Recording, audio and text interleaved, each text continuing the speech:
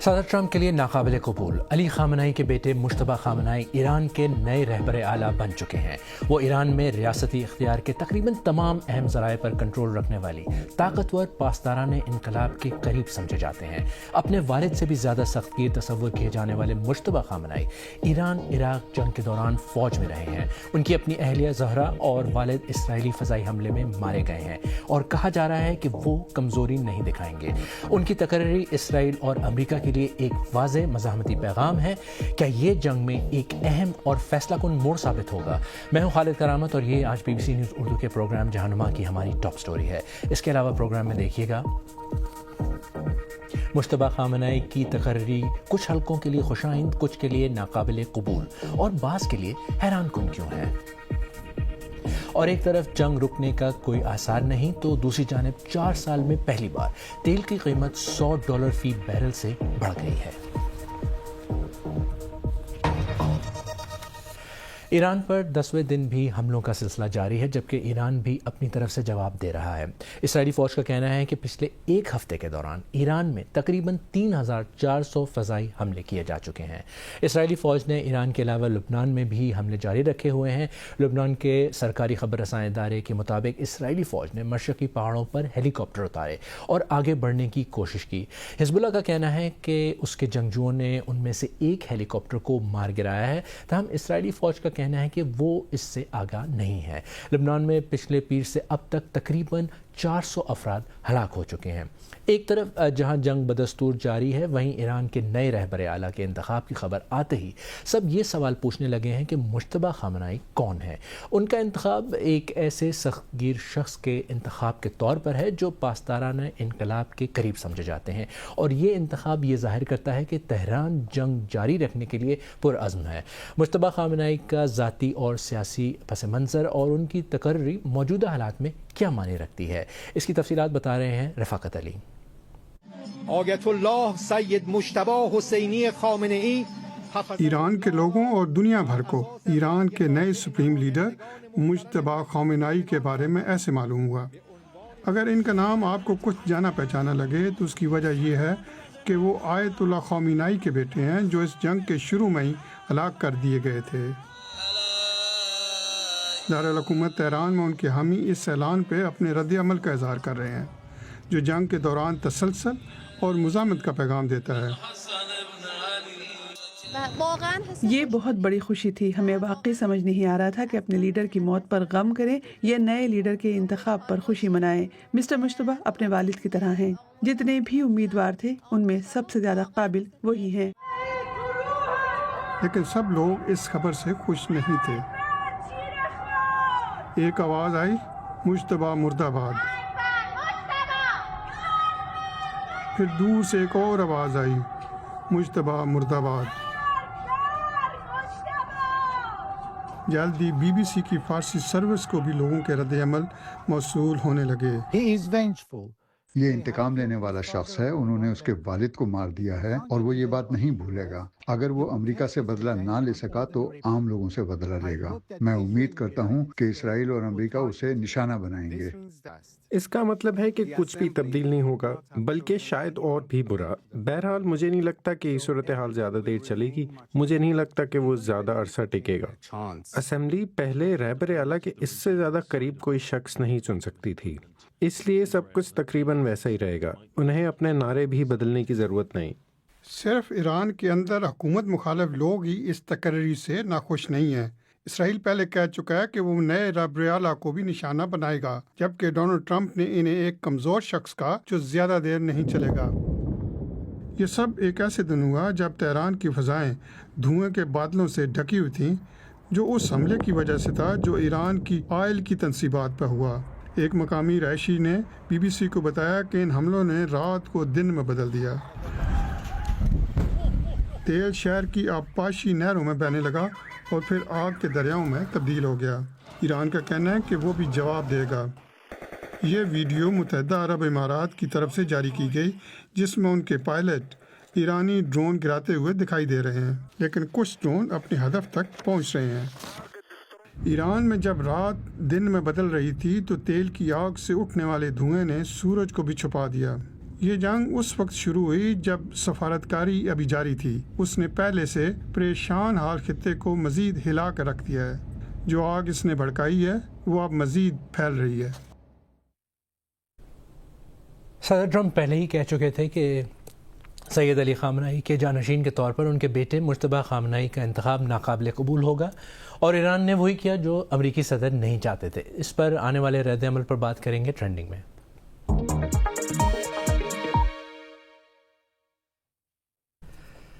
صدر ٹرمپ چاہتے تھے کہ ایران کے لیے نئے رہبر اعلیٰ کے انتخاب میں ان کا بھی کردار ہونا چاہیے، بالکل ویسے ہی جیسے کہ وینزویلا میں ہوا. AL مانیٹر کی ایڈیٹر ان چیف جوائس کریم نے ایکس پر لکھا کہ اگر امریکہ اور اسرائیل نے جنگ اس امید پر شروع کی تھی کہ ایران میں ڈیلسی روڈریگز جیسی قیادت سامنے آئے گی تو اس کے برعکس ہوا. انہیں ایک ہیوگو چاویز جیسا شخص مل رہا ہے، زیادہ جارحانہ، زیادہ انقلابی، اور یہ سب ایران جیسے ملک میں ہو رہا ہے. اب آپ تیار ہو جائیں. کارڈف یونیورسٹی کی پروفیسر ایمال سعد نے صدر ٹرمپ کے بیان کا حوالہ دیا جس میں دھمکی دی گئی تھی کہ جسے بھی منتخب کیا جائے گا وہ امریکی منظوری کے بغیر زیادہ دیر نہیں رہ سکے گا. انہوں نے مزید کہا کہ مجتبیٰ خامنہئی کا رہبر اعلیٰ کے طور پر انتخاب صرف امریکہ کے خلاف ایک مزاحمتی اقدام نہیں تھا بلکہ یہ خود مختاری کے اعلان کی توثیق بھی تھا. اگر امریکی رد عمل دیکھیں تو نیشنل سیکیورٹی کے سابق مشیر جان بولٹن نے لکھا کہ ایران میں آیت اللہ حضرات کی نئی نسل اپنے بزرگوں سے بھی زیادہ سخت گیر اور زیادہ انتہا پسند ہے.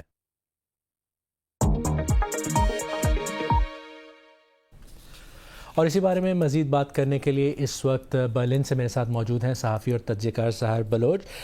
سحر، مجتبیٰ خامنہئی کا جو انتخاب ہوا ہے، ایران کی قیادت نے امریکہ کو کیا پیغام دینا چاہا ہے، اور امریکہ اور اسرائیل جو ہیں وہ اسے کیسے دیکھ رہے ہیں؟ دیکھیے، سب سے پہلا تو پیغام یہ ہے کہ وہ کسی بھی قسم سے مطلب امریکہ کی جو سپریمیسی ہے یا وہ جس طرح سے فورس کرنا چاہ رہا ہے وہاں پہ لیڈر کی اپوائنٹمنٹ کو، اس کو تو وہ نہیں مانتے. دوسری بات یہ ہے کہ جو ریزسٹنس ہے یا جو مزاحمت ہے ایران میں وہ جاری رہے گی، کیونکہ ایک چیز جو ہم بارہا دیکھتے آئے ہیں ایران میں وہ یہ ہے کہ وہاں پر اس قسم کے جو دھچکے ہیں، جیسے جو سپریم لیڈر کو ہٹا دینا یا مار دینا یا باقی جس طرح کی بھی حرکتیں کرنا یا جو بھی سچویشن رہی ہے، اس سے وہ نمٹنے کے لیے پوری طریقے سے تیار ہیں. ابھی بھی کہا جا رہا ہے کہ جو ابھی سپریم لیڈر یا رہبر اعلیٰ جو آئے ہیں ان کی بھی جان کو خطرہ ہے، لیکن کہا یہ جا رہا ہے کہ اس کے لیے بھی ایران تیار ہے پورے طریقے سے. تو ایک واضح پیغام تو یہ دیا گیا ہے کہ مزاحمت تو جاری رہے گی ایران کی طرف سے. اور اس حوالے سے چاہے آپ ایران کے فارن منسٹر کے اگر دیکھیں بیانات دیکھیں یا ان کے قیادت میں اور بھی کوئی لوگ ہیں جنہوں نے بیانات دیے ہیں، وہ سارے ایک ہی طرح کے بیانات ہیں، اور وہ کہہ رہے ہیں کہ اگر امریکہ کل کو یہ کوشش کرتا ہے کہ وہ گراؤنڈ انویژن کرے گا تو ایران اس کے لیے بھی تیار ہے. تو ایک واضح پیغام تو یہی دیا جا رہا ہے کہ آپ جس کو نہیں پسند کرتے اسی کو ہم اپنا رہبر اعلیٰ مانتے ہیں اور اسی کو اس جگہ پر رکھیں گے جو آپ نہیں چاہتے کہ وہ وہاں پر آئیں. اچھا سر، اسرائیل کہہ چکا ہے کہ وہ نئے رہبر اعلیٰ کا خاتمہ کر دیں گے، صدر ٹرمپ کے لیے وہ قابل قبول نہیں ہے. تو کیا ایک بار پھر اسرائیلی اور امریکی جنگ کا فوکس جو ہے وہ ان کو مارنا ہو جائے گا؟ دیکھیں، ایک تو یہ ہو جائے گا کہ کشیدگی تو چلتی رہے گی. یہ نہیں ہو سکتا کہ جنگ جو ہے مزید طول پکڑے، کیونکہ ابھی اگر آپ دیکھیں تو باقی ممالک بھی اب کہنا شروع ہو گئے ہیں کہ کسی قسم کا سیز فائر ہونا چاہیے. یہ بات بالکل درست ہے کہ ٹرمپ نے یہ کہا ہے کہ ان کو ناقابل قبول ہے جو رہبر اعلیٰ اس وقت آئے ہیں. اس حوالے سے مزید جو ان کے اوپر حملہ ہے رہبر اعلیٰ کے اوپر، ہو سکتا ہے کہ اس میں مزید تیزی آئے یا اس طرح کی سچویشن بنے. لیکن فار دا ٹائم بینگ کشیدگی مزید بڑھ سکتی ہے. مزید یہ جنگ آگے بڑھتی ہے یا نہیں بڑھتی، یہ بات ہمیں کیونکہ ذہن میں رکھنی پڑے گی کہ یہ جنگ بھی اسرائیل نے شروع کی ہے، یہ جنگ ایران نے شروع نہیں کی. کیونکہ جس طرح سے میڈیا میں یہ پورٹرے کیا جا رہا ہے اس کی لینگویج سے یہ لگ رہا ہے کہ جیسے ایران نے یہ جنگ شروع کی ہے. تو جنگ شروع اسرائیل نے کی ہے، اور اب آگے بھی جو بھی ہوگا اس میں سب سے زیادہ جو رول ہے وہ اسرائیل کا ہی ہوگا کہ وہ کس طرح سے اس بات کو آگے لے کر جاتا ہے اور کیا مزید کرتا ہے. فی الحال تو یہ ہے کہ کشیدگی اس بات پر ضرور بڑھ سکتی ہے کہ رہبر اعلیٰ کو ہونا چاہیے یا نہیں ہونا چاہیے، اور ایک بہت بڑا جواب جو ہے ایران کی طرف سے امریکہ کو اور اسرائیل کو دیا گیا ہے. لیکن ساتھ میں یہ بھی دیکھنا پڑے گا کہ اسرائیل اس کے لیے آگے کیا کرتا ہے، کیونکہ اصل مسئلہ اسرائیل اور ایران کے درمیان ہے اور امریکہ ایک طرح سے ان کی لابی کے طور پہ کام کر رہا ہے. سحر، ہمیں تفصیلات بتانے کا بہت بہت شکریہ. اب ایک نظر ڈالتے ہیں دنیا بھر کی باقی خبروں پر. ترکی میں حزب اختلاف کے رہنما اکرم امام اوغلو کے خلاف کیسز میں کارروائی شروع ہو گئی ہے. انہیں ریپبلکن پیپلز پارٹی کی جانب سے صدارتی امیدوار کے لیے نامزد کیے جانے والے دن گرفتار کیا گیا تھا. پارٹی مقدمے کو سیاسی مہم قرار دیتی ہے. ان پر بدعنوانی سمیت 140 سے زائد الزامات ہیں. وہ تمام الزامات کی تردید کرتے ہیں. ماہرین کی جانب سے ویڈیو فوٹیج اور سیٹلائٹ ڈیٹا کے تجزیے سے اشارہ ملا ہے کہ ایرانی شہر مناب پر جنگ کے پہلے ہی روز جس حملے میں 160 لوگ ہلاک ہوئے وہ امریکہ کی جانب سے تھا. بی بی سی نے ایسی ویڈیو کی تصدیق کی ہے جس میں امریکی ٹوماہاک میسائل اسکول کے قریب ایک فوجی اڈے پر گرا جبکہ اسکول کی عمارت کے پاس پہلے ہی دھواں اٹھتا نظر آ رہا تھا. یہ صدر ٹرمپ کے اس دعوے پر سوال اٹھاتا ہے کہ اس حملے کی ذمہ داری ایران پر عائد ہوتی ہے.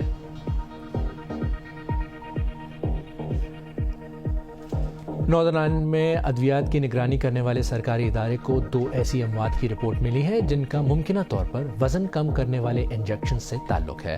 ملک میں گزشتہ 2 برسوں میں وزن کم کرنے والی دوا GLP-1 کے منفی اثرات کے 500 سے زیادہ کیسز سامنے آئے ہیں.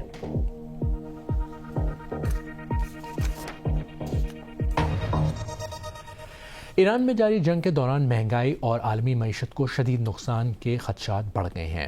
بنگلہ دیش میں تمام سرکاری اور نجی یونیورسٹیاں بند کر دی گئی ہیں تاکہ بجلی اور ایندھن کی بچت کی جا سکے، جبکہ جاپان میں مختلف حلقوں سے ایٹمی توانائی کے تمام پلانٹس کو مکمل طور پر چلانے کا مطالبہ کیا جا رہا ہے تاکہ درآمد شدہ ایندھن پر انحصار کم ہو.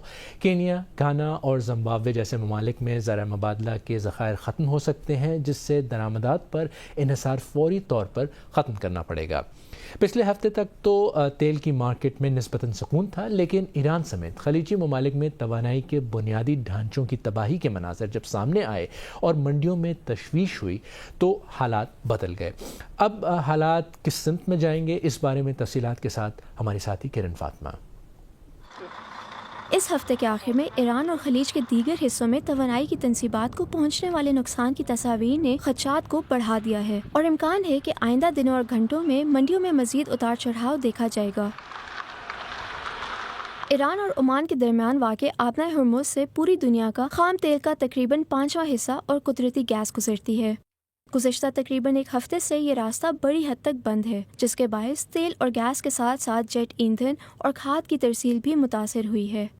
اب سوال یہ ہے کہ کیا یہ صورتحال پورے مہینے یا اس سے بھی زیادہ عرصے تک برقرار رہے گی. ساتھ ہی ایران کی توانائی کی تنصیبات کو شدید نقصان پہنچا ہے، خاص طور پر اس کے مرکزی برآمدی مرکز خارگ آئلینڈ کو، جس کے نقصان کے حوالے سے خاصی تشویش پائی جا رہی ہے. حالیہ دنوں میں ایران نے خلیج کے کئی ممالک میں توانائی کی تنصیبات کو نشانہ بنایا ہے. اس کے طویل مدتی اثرات بھی سامنے آ سکتے ہیں. خطے کے بڑے تیل پیدا کرنے والے ممالک نے در حقیقت پیداوار کم کرنا شروع کر دی ہے. یہ تمام عوامل آنے والے چند ہفتوں اور 2 ماہ کے دوران قیمتوں میں اضافے کا باعث بن سکتے ہیں.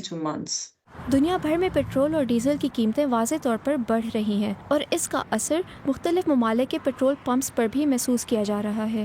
ہر چیز کے بل ہیں اور اب پیٹرول کی قیمتیں پھر سے بڑھ رہی ہیں. شاید ہمیں اب الیکٹرک گاڑیاں لینی پڑیں. اس وقت تو سمجھ ہی نہیں آ رہا کہ ہو کیا رہا ہے. تیل کی ترسیل میں رکاوٹ اپنی جگہ ایک بڑا مسئلہ ہے، لیکن جب متحدہ عرب امارات جیسے خلیجی ممالک بار بار ایرانی ڈرونز کو روکنے میں مصروف ہیں اور تقریباً ہر خلیجی ملک میں توانائی کے اہم ڈھانچے کو نشانہ بنایا جا رہا ہے، تو اس سے صورتحال کہیں زیادہ غیر یقینی اور خطرناک ہو جاتی ہے. اب اسرائیل اور امریکہ کی ایران میں جو جنگ ہے اس کے ایک اور پہلو پر بات کرتے ہیں.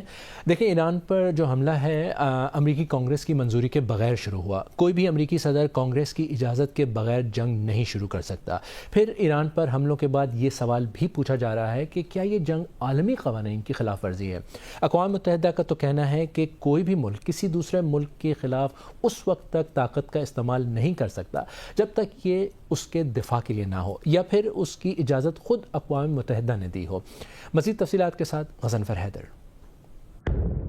گزشتہ 10 دنوں میں امریکہ اور اسرائیل نے ایران پر 3000 سے زائد حملے کیے ہیں. سپریم لیڈر سمیت کئی اعلیٰ ایرانی حکام کو ہلاک اور ایران کے بحریہ کا بڑا حصہ تباہ کر دیا گیا ہے. لیکن کیا یہ سب قانونی ہے؟ صدر ٹرمپ نے اس کے لیے کئی جواز پیش کیے ہیں. ہمارا مقصد امریکی عوام کا دفاع کرنا ہے، ایران کی جانب سے سامنے آنے والے فوری خطرات کو ختم کر کے۔ لیکن امریکہ نے یہ نہیں بتایا کہ وہ فوری خطرات کیا تھے، اور نہ ہی اس حوالے سے کوئی شواہد پیش کیے گئے۔ امریکی فوجی تیاریوں سے لگ رہا تھا کہ کشیدگی بڑھ سکتی ہے، لیکن کسی نے یہ نہیں سوچا تھا کہ ایران پہلے حملہ کرے گا۔ 23 سال پہلے امریکہ نے عراق کے خلاف جنگ کا اپنا کیس اقوام متحدہ کی سیکیورٹی کونسل میں پیش کیا تھا۔ اس بار ایسی کوئی کوشش نہیں کی گئی۔ امریکہ اور اسرائیل کی جانب سے ایران پر حملہ انٹرنیشنل قوانین کے مطابق مسلح جارحیت ہے۔ یہ بین الاقوامی قانون کی سب سے سنگین خلاف ورزیوں میں آتی ہے۔ بین الاقوامی تعلقات میں طاقت کے استعمال پر پابندی ہے، اور ان پابندیوں میں بہت کم ایکسیپشنز ہیں۔ تو جنیوا میں گزشتہ 2 ہفتے پہلے ہونے والے مذاکرات کے باوجود ایران کے جوہری پروگرام کا کیا ہوا؟ ڈونلڈ ٹرمپ کا کہنا ہے کہ ایران نے کبھی اپنے جوہری عزائم سے حقیقی طور پر دستبرداری اختیار نہیں کی، لیکن کیا وہ بم بنانے کے قریب تھے؟ عام طور پر ماہرین ایسا نہیں سمجھتے۔ اس تنازع کو 10 دن گزرنے کے بعد بھی قانونی سوالات باقی ہیں۔ ہزاروں کلومیٹر دور سری لنکا کے ساحل کے قریب ایک ایرانی جنگی جہاز ڈوب گیا۔ گلف ممالک کے ارد گرد ایران کے ہوٹلوں اور توانائی کی تنصیبات پر حملے کیے گئے۔ UN چارٹر کا آرٹیکل 51 پیش کی دفاع کے حق کی بات کرتا ہے، لیکن یہاں اس کی کوئی مضبوط بنیاد دکھائی نہیں دیتی، اور ویسے بھی امریکہ نے اس آرٹیکل کو انووک نہیں کیا ہے۔ اس نے صرف یہ کہا ہے کہ وہ ایران سے تنگ آ کر اسے سرنڈر کرنے پر مجبور کرنے کے لیے بمباری کر رہا ہے۔ بین الاقوامی قانون کو اکثر نظر انداز کر دیا جاتا ہے، شاید اس بار بھی یہی ہوا ہے۔ آج پروگرام میں امریکہ اور اسرائیل کی ایران میں جاری جنگ کے مختلف پہلوؤں کو ہم نے دیکھا۔ ہماری ویب سائٹ bbc.com/اردو پر تازہ ترین خبروں کے لیے آئیں، اور ہمارا لائیو پیج موجود ہے ویب سائٹ پر۔ ساری تفصیلات لمحہ بلمحہ اپڈیٹ ہوتی ہیں، اور آپ باخبر رہنے کے لیے bbc.com/اردو پر آئیں، وہاں پر آپ کو یہ لائیو پیج ملے گا، اور اسی حوالے سے مختلف سٹوریز ہماری ویب سائٹ پر موجود ہیں۔ آج BBC نیوز اردو کے پروگرام جہانما میں بس اتنا ہی۔ کل پھر حاضر ہوں گے، تب تک کے لیے اجازت دیں۔ خالد کرامت کو اجازت دیجیے۔